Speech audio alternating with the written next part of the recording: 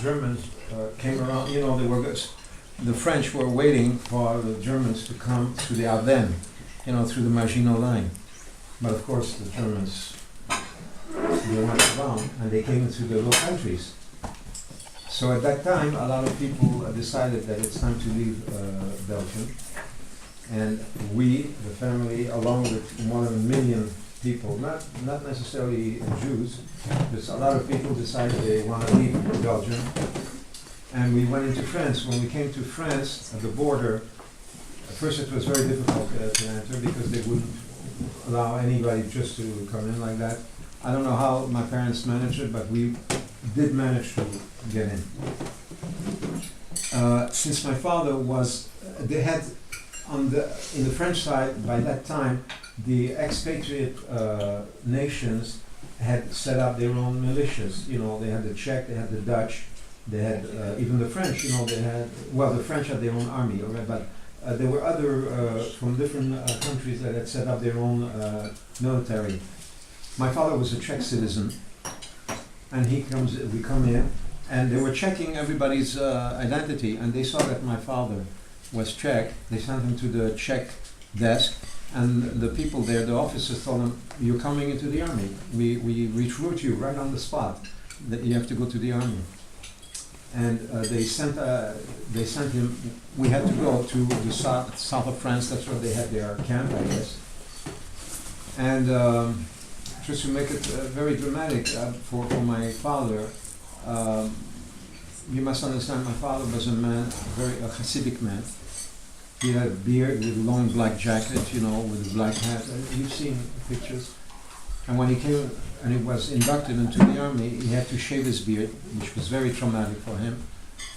And I mean, his whole appearance was different, it was very difficult for him. In any case, how old was he? He was 35. 35 was when we left. Yeah. But that was 33, he was around 33.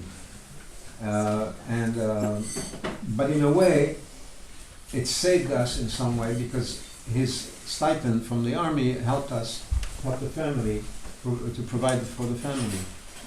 In any case, we were there until the collapse of everything and they disbanded. And in the meantime, my younger sister was born in that area, in Agde. Agde is near the border with Spain. And in any case, the situation collapsed and we had to move. I suppose, I don't know, I don't remember that, but we moved from that area to Nice, like thousands did. And why we wound up in Saint-Martin, I don't know, but we eventually wound up here in Saint-Martin. I was not yet 4 when we moved here. We occupied a small apartment. I still don't know where it is. I know it couldn't have been a big house because it was one staircase, one level, one door here and one door here. That was it. We occupied the right side, and on the other side was a lady, another woman, older woman who lived alone. And today not today, but yesterday I saw her on the list. She was one of the people that were taken away. So we were there more or less, I'm not going to say comfortable, but we were safe. And then of course everyone knows what happened after the capitulation in Italy. The Germans took over the whole area, that strip that straddled the border. And we were caught now. Nobody knew what was on the other side, but we figured, well, let's go on the other side, like everybody knows the story. And so we went on the walk. I remember, I didn't know at that time, but I suppose in retrospect that's what happened. My father bought my brother and myself little canes. We thought, it's with toys, little children, But I suppose he had already the idea that we're going to have to move quickly. In any case, we started walking. And the last time that I remember seeing my father, he was with us all the time, but the last time, the memory that I have of him was we were crossing a bridge over a river on the way, and he sat down on the ledge to rest for a while. And then after that we kept on walking. I remember accompanying us, that is, the family was a young cousin of my mother's. Luckily, she was with us. She helped my mother tremendously. I remember her. They put my sister in her backpack to carry her, and so we went. And I remember then, sometimes during the night, we came. It was already very steep, but it was not on the pebbles and the rocks that you do on the walk. It must have been an area that was green, that had grass. We all. I don't know how many people. It sounded like maybe 100 people there. We stayed for the night. We slept the night. I remember my mother. When I say I remember, these are the times that I really remember. When I don't use the word remember, it's from information that I gathered from other people. So I remember my mother putting some kind of a blanket on the ground, and the three of us, the three children, the small children. By the way, I have an older sister whom they managed to send to the United States through Tangiers on a convoy. Luckily, she arrived there. It was through the agency of the Quakers, by the way, the Quaker organization. In fact, there's a picture that my daughter found on the internet of these children, that group of children, with my sister there, that was taken on that So she went from where? Where did she go from? From southern France. Okay. From Marseille probably to Tangiers, and then from Tangiers to the southern route. I don't remember, but she did say when we came together again that because of the submarines flying the Atlantic, every so often there was one of the ships was hit on the way. In any case, so now here we are, the three children lying down on the ground, and covers it up, and that's it. The next thing I remember, you mentioned this about this vacherie. I remember it's at night, and there's like these stalls, full of straw, and they made us sleep there, whoever they were, I don't know. Another time I remember, somewhere in the mountains, we were in this, some kind of a chalet or cabin, and we were in a large room, and everybody sitting around, again, like on a bench, it was like built-in bench all around. It must have been a mountain for skiing or something like that. And we're all sitting around, must have been several dozen people. And we each had a bowl, and this man was walking around giving us hot meal. I don't know what it was in the morning. I'm sure it was, very much appreciated. And then we found ourselves, I don't remember how we were in Antraque, but I know we were in Antraque because, as I mentioned here to Michael, many years ago I came to Antraque and I interviewed this elderly woman who was present at what happened. So at the beginning, the people, in fact, it was I think the priest of the village told everybody, everybody take somebody in, provide them with some shelter. But then, of course, with all the signs everywhere posted, please, it's either you or me, as they say. So we had to get out of Antraque. I don't know, that episode that we were in Antraque and then we had to leave, I don't remember. This is all from my mother thing, but I do remember the part that we were going back into the mountains. We came across some abandoned house, more like also probably an old chalet, that was falling apart. And we went up to the attic of this building, and we must have been about as many people as we are here, all sitting on the floor quietly. My mother's cousin was holding my little sister in her lap, and she started crying. So my cousin quickly put her hand on her mouth. This I remember. These are parts that I do remember. But apparently it was too late because we heard people going up the stairs. And there I remember seeing two people, a man and a woman, my mother tells me that the man, he must have been some officer, I don't know if Italian or German, I don't know, but he started screaming at us, saying that, what are you doing here? You have to go straight to down, in the square. You're going to be taken in trucks, wherever it is. And he left, but the woman stayed she was like an interpreter. And what I remember is that I think she was also in some kind of a uniform, because the way she was dressed seemed to me like a uniform. And she demanded the same thing, leave immediately. From that moment on, I noticed that there's nobody except us. That's what I remember. And my mother tells her cousin, quickly, change the baby. And her cousin said, but I've already changed her. It doesn't matter, change her, but do it very, very slowly. And the woman kept badgering my mother, come on, make it. I can't, I have to, we have to do as soon as we finish, we'll. In any case, we managed to get out of there, how, I don't know. But before that happened, my father went down, because there was no food, the baby was crying, we were crying, we were hungry. He went down to the village to see if we could find some food, and that's when he was caught and taken to Borgo San Dalmazzo. We were just alone, just the 5 of us, the 3 children, my mother and her cousin, and we started going back into the mountains. And according to my mother's cousin, she said it started pouring and pouring. They were soaked to the bone. We were all soaked to the bone. We were crying, and they were crying. They didn't know where to turn, because they couldn't see it. In the mountain when it starts, and they started, and then they heard some voice. And who told me? Daniel. He said it must have been from the Italian resistance. Hmm? The Italian resistance. Yeah. Rescue people, Resistance. right, that found us and somehow guided us.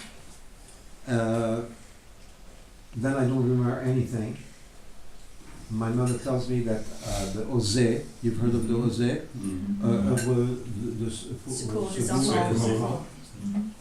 Approached my mother, give us your children, we'll find a place for them to rescue them. You can take care of yourself, we can't help you, but at least save your children. So that's what happened, and I was taken to, I think it was, my mother mentioned Limoges and Saint-Étienne. I'm not sure which one of these cities, but there was a home for, I remember this great hall with lots of children and lots of adults taking care, each one taking care of a child. And this woman she was dressing me, and she was repeating to me, remember your name from now on is Armand Dupuis. She repeated it as she went, but not in a harsh way, but as she was dressing me, remember, name is Armand Dupuis. It's like a game, Armand Dupuis, Armand Dupuis, Armand Dupuis. And eventually I forgot my real name. And I guess from there I wound up with a family of farmers in central France, in a small village called Col de, which is about 30 miles south of Vichy, right under their noses. I lived there for more than 2 years. Eventually, as a small child, I forgot everything about my background.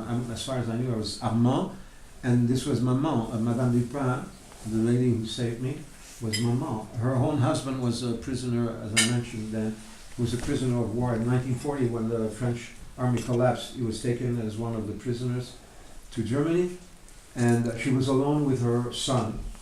Well, she had family also. There was a grandfather, I think, a grandmother.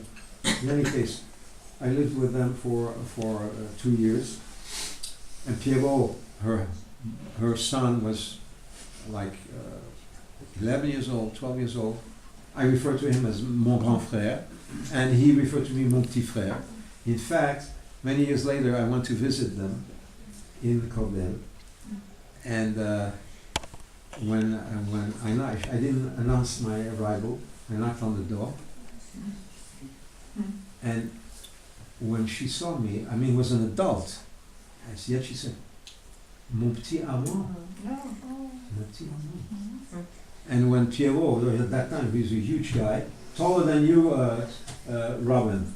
Where are you, Robin? Yeah, taller than you. He was taller than you.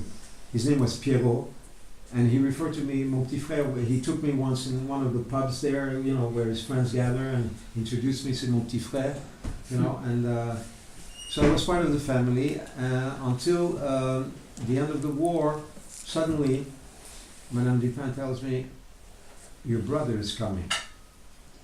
What do you mean, brother? Pierrot is my brother. Yeah, you have a brother. He's coming. He's going to stay with you. He's going to stay with us. And in effect, so I was very excited. I didn't know I had any other. I thought this was my only family. I went up to the attic and I opened the shutters of the attic because the road to the village, you could see from this position, you could see who came. And I'm waiting, and I see this man in the distance. I see a man with holding hands with a little boy, blonde-haired boy. And I'm excited, you know. So I ran down. As I mentioned, though, there was no emotion. I couldn't feel any emotion. I just they told me that's my brother, so it was like excitement, you know. Wow, look at that! I have a brother, but there was absolutely, unfortunately, no emotion of, you know, of love or any thing like that. So I just accepted him. This is my brother.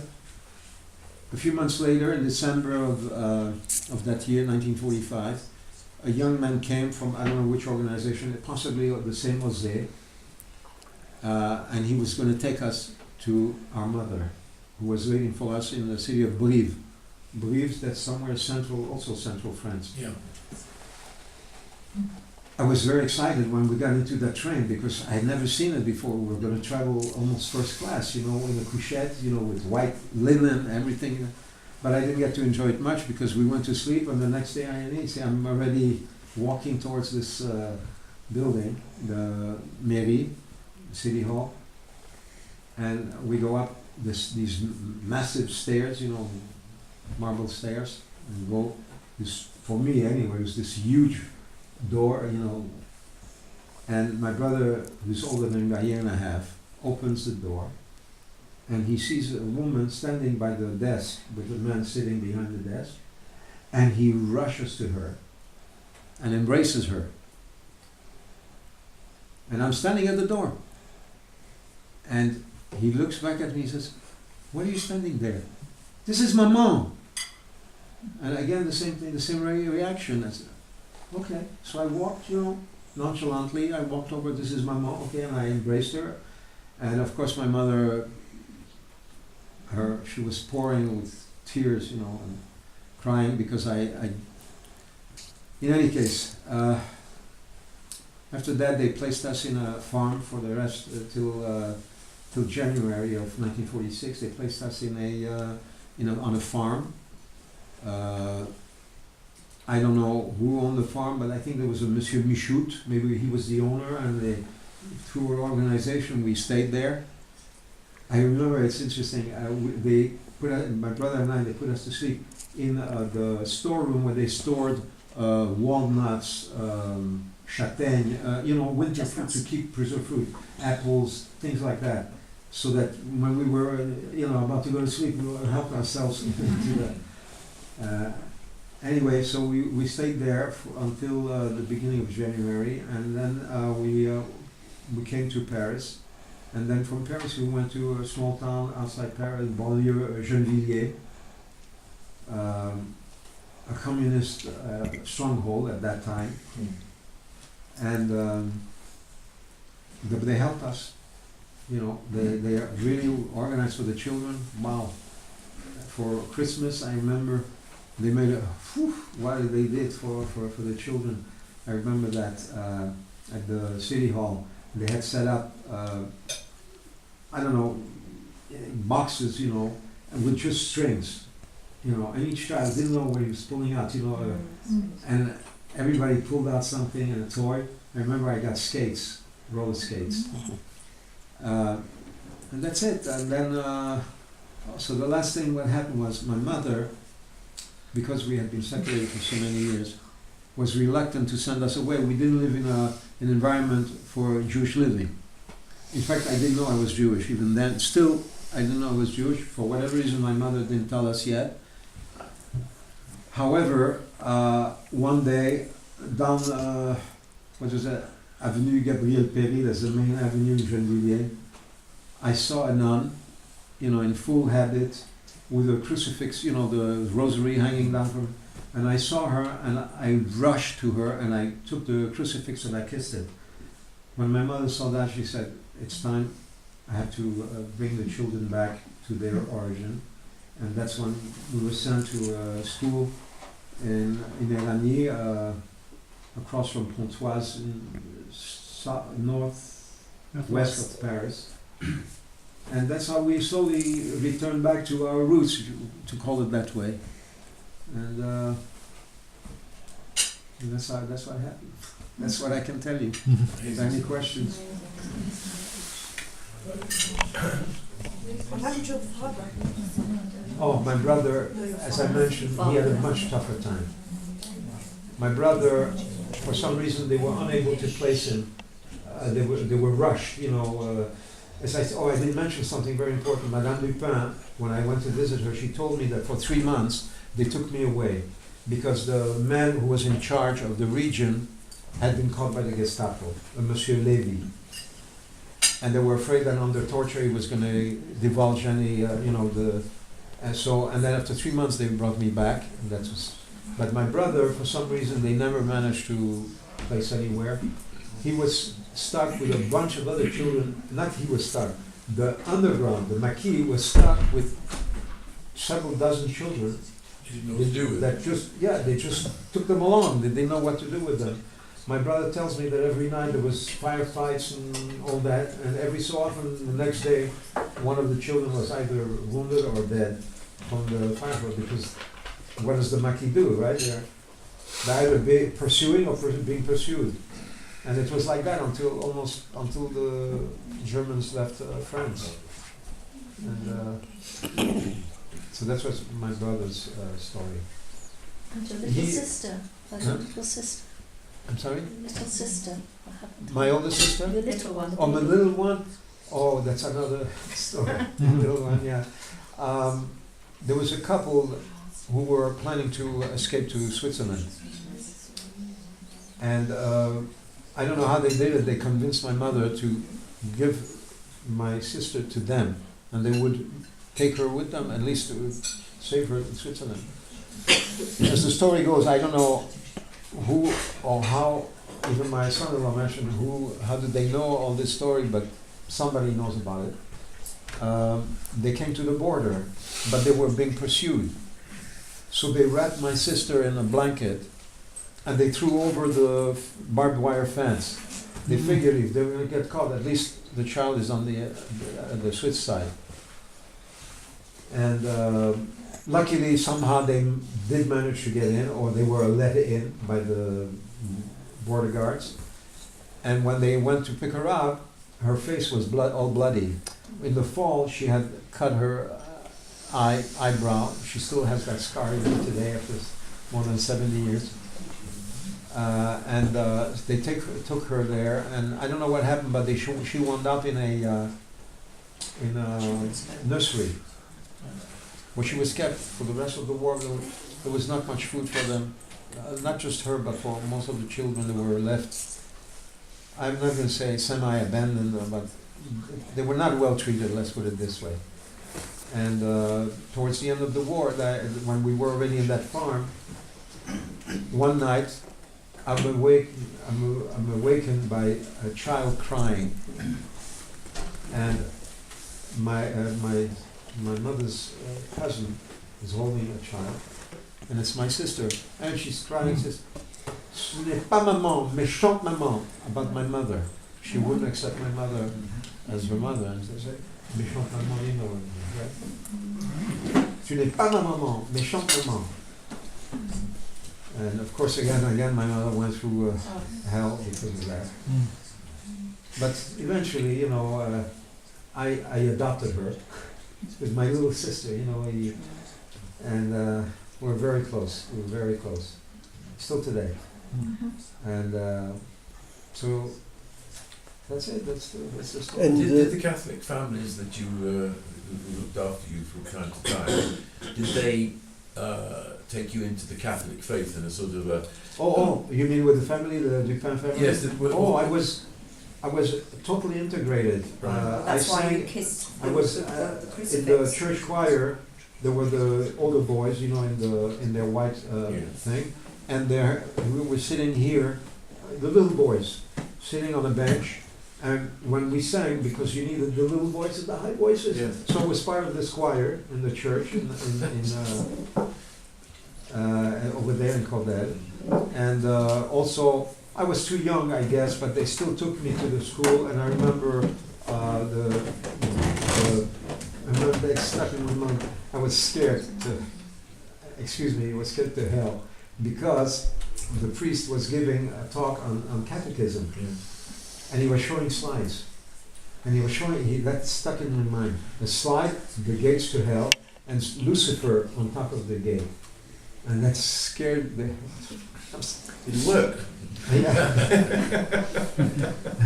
No, but I was well integrated, and in fact there was a moment that they were really afraid, because on one occasion they went, it was haying season. You know what haying season is, no? Yeah. Farmers, they start gathering the hay from the fields, and Pierrot was a young kid, he was holding a pitchfork and jumping, in the Olympics, how do you call it, pole vaulting with the pitchfork. Well, I see my big brother doing it, I take a pitchfork, and instead of driving it into the ground, I drove it into my foot. And they were scared, because they couldn't go to the hospital. They were afraid that if they call anybody, But there's a picture of me that I'm on a chaiselong with my thick bandage around my foot, and little children all around me, I guess they were visiting something. Yeah, we had fun. So how did you retrace the family, the Dupin family, long afterwards? I mean, how did you know? How did you retrace them and get back to find this family?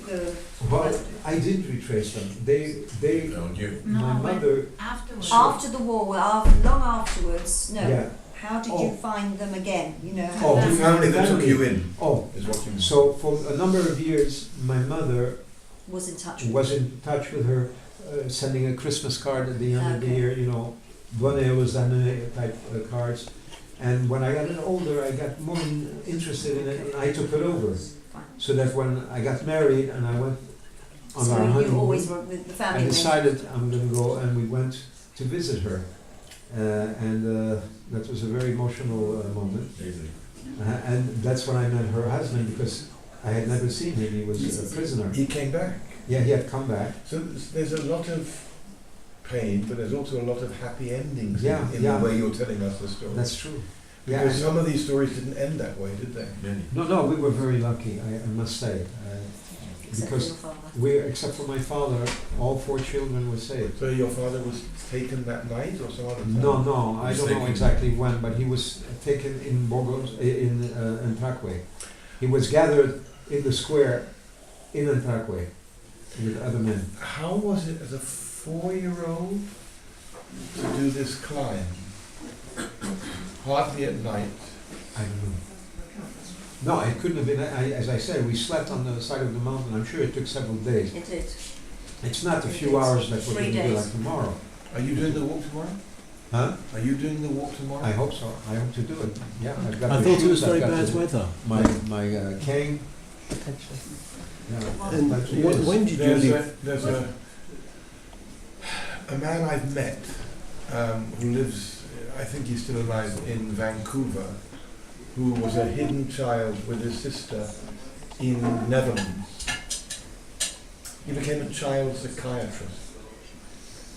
Hidden, and he had a family that looked after him, and they were his family. Mm-hmm. And after the war, his sister said, "You can't possibly remember, because you're too young, you're 3. And Robert Krell said, "But I can remember." And his details were apparently right. So some things stick at some times. So this is a man who became a child psychiatrist, working around this, talked a lot on this, is very coherent, and if that's something that interests you about some of the parallels, Mm-hmm. that's the name I can give you. Mm-hmm. Robert Krell with a K. Mm-hmm. she sent us to a yeshiva in Erani. You heard of Chabad organization. Well, at that time they didn't use the word Chabad, it was Lubavitch. And they had a small yeshiva with like 40 boys, like myself, many of them orphans, either one parent or both. And many of them didn't know, just like me, when they first came there, they didn't know they were Jews. They had also been hidden. And very gently, the Lubavitch as a way of re-education, which is very gentle. It's not down your throat. And slowly, and then I remember, actually, I must admit, before my mother sent us to this yeshiva, once a week, she used to send us to Paris, and it must have been Rue de la Victoire, the big synagogue, must have been Rue de la Victoire, because I remember it was a big shul. We were sitting in the women's section, and down below the rabbi was giving a talk. It was like maybe a re-education, but I wasn't really interested. I was fidgeting in my seat, and so was my brother. What we were waiting for is to go to the movies, because that was the reward. If we went there, we could go to the movies afterwards. And it's an interesting episode of this. There's a movie, a wonderful film called The Bells of St. Mary. Yes.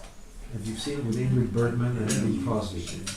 Well, my brother and I, we identified tremendously with that film, Little Boy, because I lived, around nuns when I was with Madame Dupin, and the little boy had curly blonde hair just like my brother. I mean, it had to do with this little boy.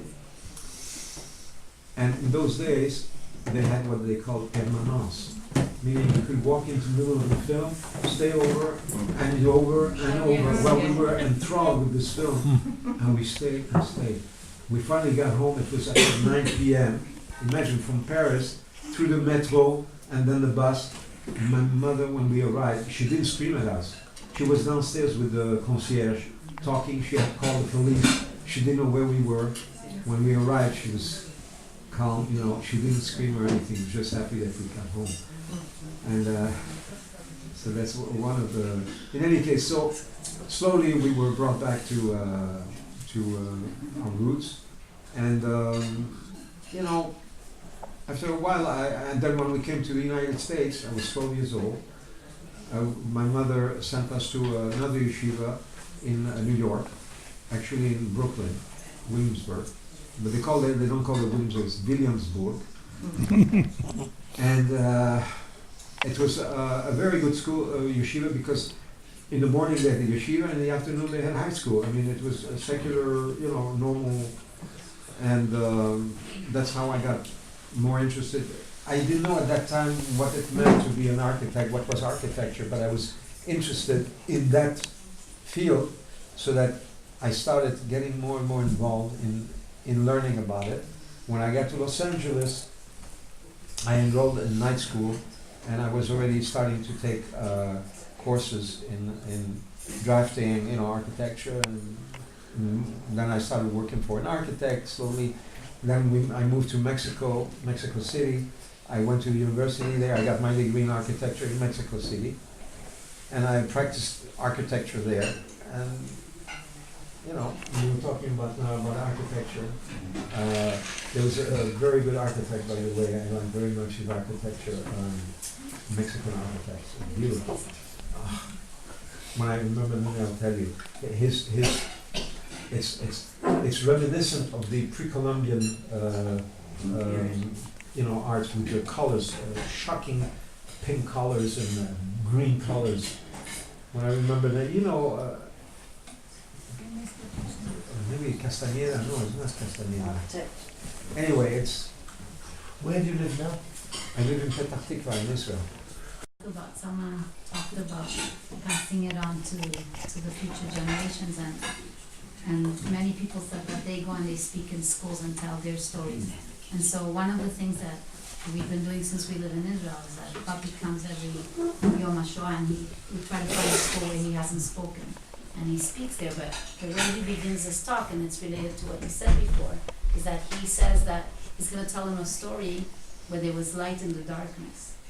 And so there were lots of lights in the darkness because there are lots of stories here of people who were saved by many people. And that's how we present it to the young, and that's how to teach it to the younger children. That's how we have to present it, and skipping through the horrors of, you know, the camps and everything, bring it more to, it was bad, it was hard, people went through this, but in the end, it was a good ending for the younger ones. And the other message I feel very strongly about using these is to combat intolerance of other people. Use the story of the Holocaust to stop bullying in the schools, you know, because it's when you generalise about other people, the others, and you put everybody in the same sort of category.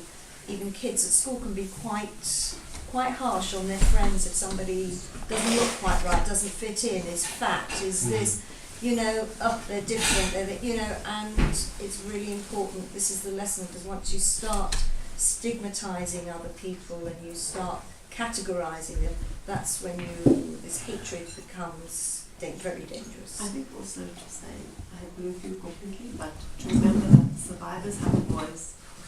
The 6 million don't have a voice, they have ash. And one more.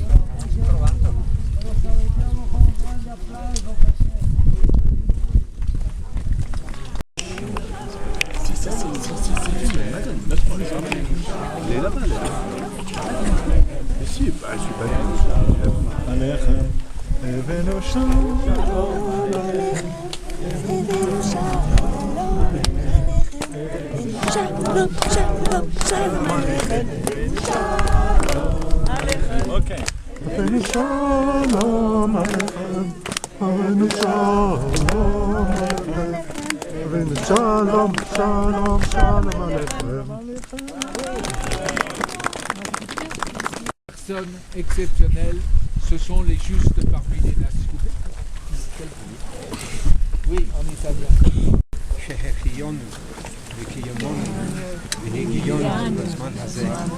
Amen. Amen. Bravo. Est-ce que tu peux dire quelques mots sur cette marche? Ça suffit, hein? Aujourd'hui. Hier, j'ai dit qu'un petit garçon de 4 ans a fait cette marche. Mais en vérité, je suis sûr que je suis ici, que la plupart du temps, quelqu'un me portait dans les bras. C'est impossible. Y compris des soldats italiens, on a des photos qui le prouvent.